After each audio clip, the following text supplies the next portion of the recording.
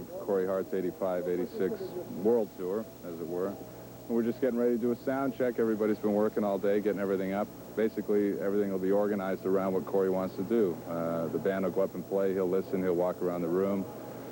He's very concerned about how he's presented to the people that come in to see him perform. And other than that, it's not much different than any other tour that I've been on. I've worked with various acts, Loverboy, Powder Blues, Foreigner, Billy Squire. The audiences for Corey Hart shows are probably the loudest and the wildest that I've ever seen anywhere. I mean, the demand to see him is incredible. And I think it's just a matter of time before it's that way everywhere in the world and not just in Canada. He's doing great business in the States and breaking Europe, but those are markets that just take a little bit longer to get involved in. And I think all the groundwork is set now for him to do the same thing everywhere else in the world.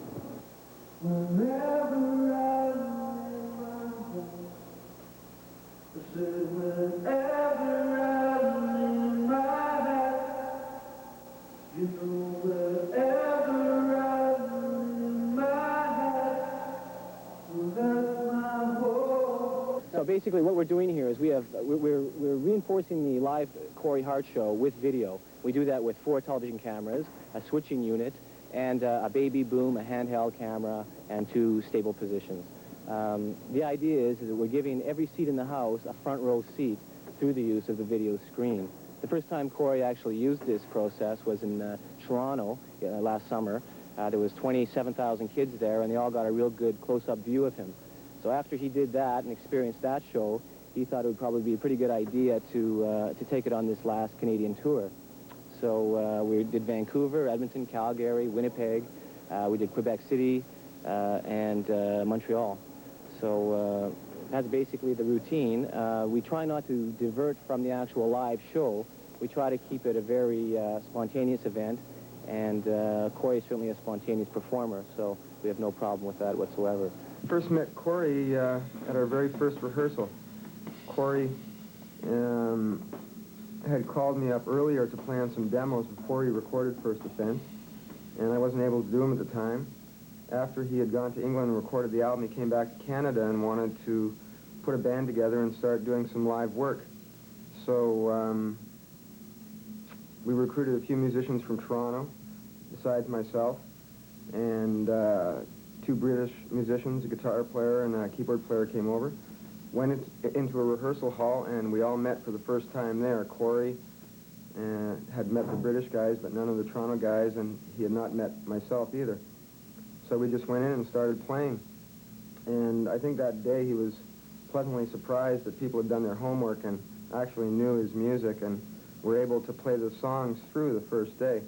I'm basically from Manchester, England, and been playing in bands for about 15 years, a long time. Through doing that, gradually got involved in the local session scene, playing sessions with people, meeting producers like John and Phil, who did Corey's first album. And I was in a band called Sad Cafe, which was quite a name band in England. Had a few hits and toured over here as well, the States. I was doing that actually when John and Phil, well, it was John that got in touch with me to do Corey's album. And it's like the yearly session, if you like, the big one. He told me a bit about Corey. I'd not heard anything about him, but when I met him, I thought, this guy seems to know what he wants. I liked his music. And it was funny, really, because I was actually doing a tour. We were actually on tour with the Cavs, so I was doing Corey stuff during the day and then whipping up and doing a gig with Sad Cafe that night. Well, I was always a studio player in London, and I knew the producer. He was a friend of mine, and he called me up to just for a session one afternoon, and that was Corey's first album. Lasted about 6 hours or something. That was it, finished. I never knew anything about it until one day I was sitting in a barber shop and I heard Ain't Enough on the radio. That's how it came about. I've worked with a few other bands, D'Antel, one of them, and the Parachute Club as well. And I met Corey through the drummer and the keyboard player, Bruce and Gary. Back in June, I guess. June of '84. My favorite song is Sunny Place and Shady People on the album, on the Boy in the Box album. It's the, I just had a thing for it. When we developed the song, when we started recording it, it just sort of, it's hard to say. It's the strongest dance tune, and it's just my favorite song. How many of you out there believe that music can make a difference in a person's life?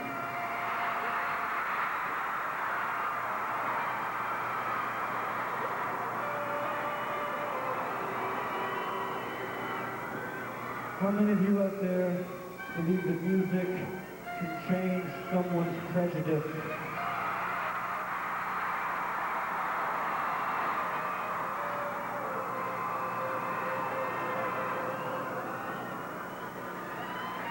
How many of you out there agree that the responsibility for our future lies with this generation right here?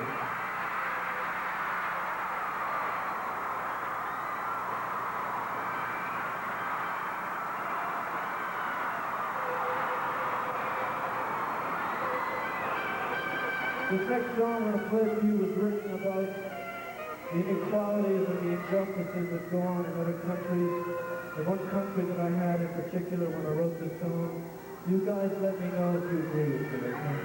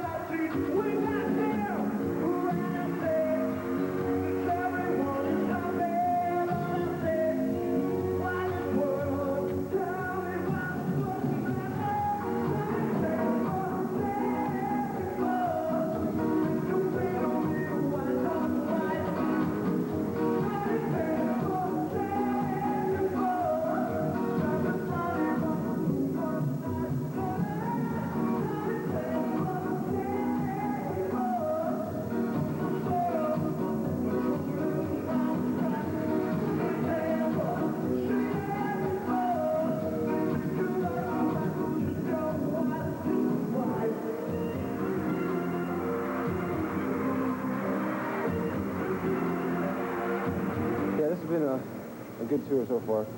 The way I met Corey actually is a good story. Is Keith Brown, who signed Corey, is good friends with a girl named Carol Woods in Toronto. And I was playing with a few bands there. And she heard me one night with the band and suggested at the time that Corey needed a keyboard player that I would be available to do it. So 2 weeks later, I was in California shooting Solid Gold. And that was basically the start of the whole thing with me and Corey. The tour has been great. We're all a family now. It's like the band should do a beer commercial or something, I guess. We and the boys and our Guinness. And no, I think it's been going well. Tonight it's very significant for Corey because of the fact that it's our last show of the Boy in the Box tour. And I think that things are going to, from this point on, we'll just keep on going up.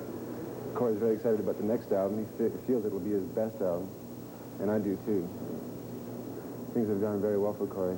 When you think back about being in the studio doing Boy in the Box, it was, we never thought it would get this big. And Corey's he's a great guy. He's one of the pals, you know. We're all buddies. That's the way it's been throughout this whole tour. And so, reflecting on it, right now, it's almost sad that we're ending off this tour. Okay, I got involved with Corey February '84. I've known Bob Ramaglia, since, 10 years now, and he just called me up one day and said, listen, I got this artist that's going out in a couple of months. Do you want to get involved? I said, sure. Because at the time I wasn't working. I was out of jobs, and I came down to his office. It was like mid-February, and we just met, and that was it. We just started rehearsing about 2 weeks later. And we went out, I guess it was March, for about 4 weeks. We did, actually our first gig was here in Montreal at McGill. And we played McGill and a few high schools, a few clubs here in town. And then we opened for Culture Club, which was pretty good. It was Corey's first time on a big stage, and it was in form. 2 nights. And we went to Ottawa, we went to Toronto, and we opened for Thomas Dolby. And that tour lasted, like I said, about a month. From there, we broke for about 5 weeks. Corey went down to the States and did some promotion. And when he came back in June, we started rehearsing for the April Wine Tour, which was the summer of '84. And from that point on, we haven't stopped. You know, when I was going to high school, I used to come back from school, and I'd put whatever homework I had to do aside, and I'd just sit and write. And I told myself that I was going to write for about 2 years, and write and throw away songs and start them over again, and become a good writer. And to me, that was because I really believe the songs are the most important thing that you have, and that is your vehicle, is your songs. And to me, the discipline of what you mentioned was my songwriting, and I literally would spend weekend after weekend, locked up in my room, just writing and banging my head against the wall and trying to write. And I never felt like I was missing out on anything else. I don't know where it came from or why it exists, but I know that it's been something that has been driving me. For me, I always knew that it was music. I mean, not when I was 7 or 8, but when I was 11 or 12, I think I never looked back on anything else. And for my family, I think, there may have been some question about, the viability of going into something like that. But I guess they don't have any questions now, do they? No. My favorite Corey songs are the ones, I think, that go a little bit further. He's had some big hits with songs that were, they sounded like big hits the moment you heard them. It Ain't Enough was a song like that. Never Surrender, as soon as you heard the song, you knew it was going to have a good impact on people. Sunglasses was also like that. But I think that he's done some songs that are maybe less commercially known, but more adventurous. And I hope that that's something that Corey's going to pursue for the rest of his career, is trying out new things. I think Water from the Moon is an adventurous song. As far as having to decide what I think would be the best Corey Hart song, I find that very hard to answer. The only thing I could tell you is what is one of the most important songs Corey's written, and that is Water from the Moon. This was a song that I never liked at the beginning. I couldn't understand why he was putting it on the album. I knew that it was very important to him, and it took me a good few months to honestly really understand what he was saying. So as far as The best song, all Corey's songs are great as far as I'm concerned. As far as a song that had the most impact on me, from when I first heard it to what I think of it today, it's definitely Water from the Moon, which I think is what Corey's all about.